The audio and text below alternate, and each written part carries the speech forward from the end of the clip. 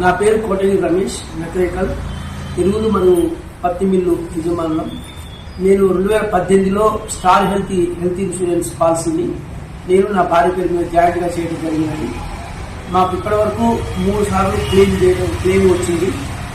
మేము హాస్పిటల్లో cash reimbursement కూడా మాకు ప్రాంప్ట్గా వాళ్ళు పే చేసినారు. డిశ్చార్జ్ ఎప్పుడు కానీ ఎలాంటి ప్రాబ్లం మాకు క్రియేట్ కాలేదు.